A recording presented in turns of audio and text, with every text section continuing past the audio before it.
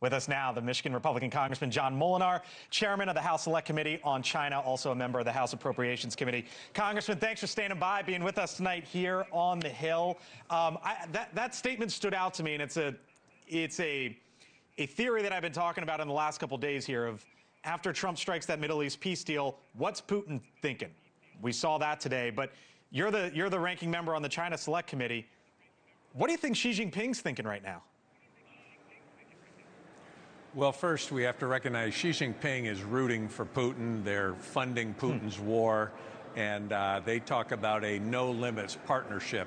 And I have to say that, you know, I hope that people recognize that we wouldn't be having a war right now in Ukraine if it wasn't for China funding and supplying dual-use technologies to help the Russians prosecute this war. But I think Xi Jinping, probably like others, has been very surprised at the Ukrainians' resolve, their willingness to fight back, and the success that they've had when they are drastically outgunned by Russia. And so I think it gives Xi Jinping pause when he starts thinking about taking Taiwan by force. And so my hope is that we will continue to see a recognition that peace through strength works, and President Trump has demonstrated that, working in the Middle East to bring peaceful resolution there, and I hope that it continues as he works in other areas of the globe. Is the thing that gets these leaders to the table at the end of the day, is it tariffs and the threat of?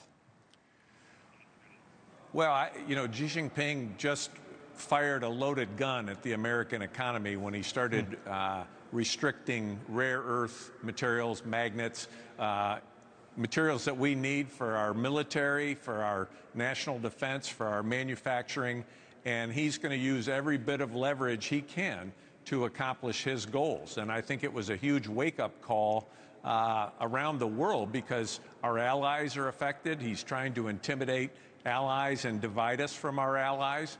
And it's important that we continue to show resolve and make sure that we lessen our dependence on China. They are not a reliable ally, and they are an adversary. Do you think Trump and Xi end up meeting here in the coming weeks? Because it seems like this could set up of a meeting in Hungary with Putin, and possibly in Asia, a meeting with Trump and Xi. Do you think they get there, or these two sides right now, as the president described it yesterday, are in a trade war and they're not ready to meet? Well, I do think there's a chance that they would meet sort of on the sidelines of an upcoming, meeting.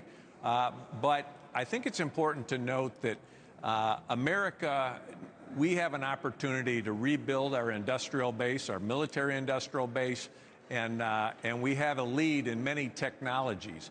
And what we've done as a mistake over the last 30 years is we thought that China would become more democratic, more freedom-loving, more a responsible partner in the world. Under Xi Jinping, they've done just the opposite: more aggressive, more threatening, and more oppressive. It's interesting as I hear you. As I mentioned, you're the ranking member on the China Select Committee. Wesley Clark, you know his military background.